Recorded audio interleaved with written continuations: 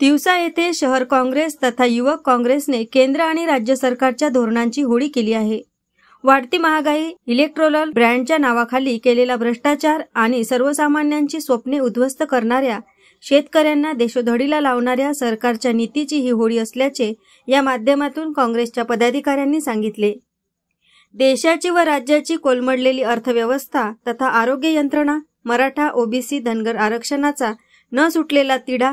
दुष्काळ सदृश परिस्थिती असताना तो घोषित न करणे, वाढती गुन्हेगारी, वाढती महागाई, वाढती बेरोजगारी, उद्योजकांचे लाखो कोटींचे कर्ज माफ, तर शेतकऱ्यांना नेहमीच अडचणीत टाकणारे सरकार, आपल्या राज्यातील उद्योग गुजरातला पळविणारे केंद्र सरकार, ईडी, सीबीआय, सीआयडी, इन्कम टॅक्सचा धाक दाखवत करणारी पक्षफोडीचे राजकारण, मणिपूर सारख्या मानवी अत्याचाराच्या घटना, दिल्लीतील शेतकरी आंदोलनावर हिंसक अत्याचार, कायद्याचा गैरवापर यामुळे संपूर्ण देश अस्वस्थ असून त्यांच्या निषेधार्थ तथा केंद्रातील मोदी सरकार व राज्यातील सरकारच्या चुकीच्या ध्येय धोरणांविरोधात या हुकुमशाही सरकारची होळी करून येत्या निवडणुकांमध्ये जागा दाखविणार असल्याचे देखील काँग्रेस पदाधिकाऱ्यांनी या माध्यमातून दर्शविले आहे. एएस न्यूज महाराष्ट्रकरिता अमरावती येथून रुपालीसह अनिल साखरकर. वाढत्या महागाईचा निषेध असो,